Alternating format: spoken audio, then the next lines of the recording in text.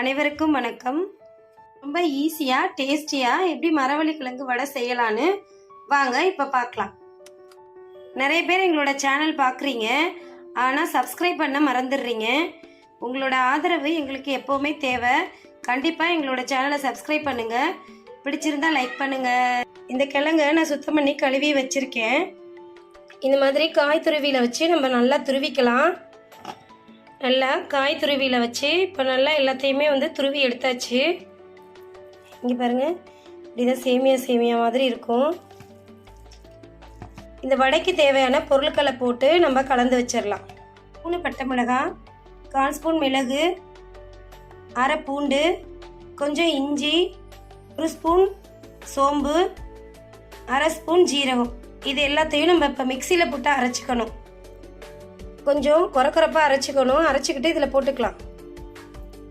5 table spoon அரிசி மாவு, ஒரு 4 டேபிள் ஸ்பூன் கடலை மாவு சேர்த்துருக்கேன். இதையும் நம்ம இப்போ அதில் போட்டு மிக்ஸ் பண்ணிக்கலாம். தேவையான அளவு உப்பு போட்டுக்கலாம்.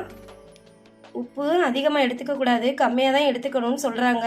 நான் செய்கிற டிஷ்ஷில் எல்லாத்துலேயுமே உப்பு கொஞ்சம் கம்மியாக தான் போடுவேன். எதனால் அப்படின்னா, குழந்தைங்க இப்போலேருந்தே உப்பு ரொம்ப கம்மியாக போட்டு சேர்த்துக்கிட்டாங்க அப்படின்னா அதுவே அவங்களுக்கு பழகிடும். அதுக்காக தான். கொத்தமல்லி தலையும் கருவேப்பிலையும் போட்டுக்கிறேன். இதில் தண்ணியெல்லாம் ஊற்றக்கூடாது. இந்த மரவள்ளி கிழங்கே கொஞ்சம் தண்ணி விடும். அதனால் நல்லா மிக்ஸ் பண்ணிக்கலாம்.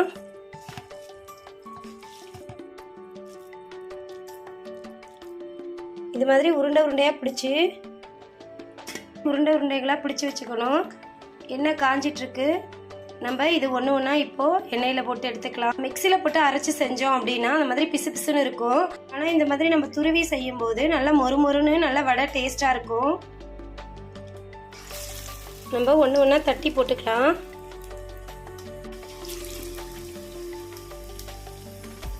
போட்டோன்னே திருப்பக்கூடாது. எதனால அப்படின்னா நம்ம துருவி போட்டிருக்கோம். அதனால வடை களையிறதுக்கான வாய்ப்பு இருக்குது. அதனால போட்டு நல்லா ஒன் சைடு நல்லா வெந்ததுக்கு அப்புறம் தான் நம்ம திருப்பணும். நல்லா ஒரு பக்கம் செவந்துருச்சு. இப்போ நம்ம திருப்பி விட்டுக்கலாம்.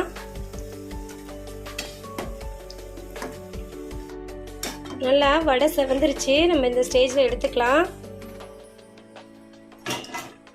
போடும்போதே சத்தம் கேட்குது பார்த்தீங்களா? அது மாதிரி நல்லா மொறுமொறுன்னு இருக்கணும் வடை.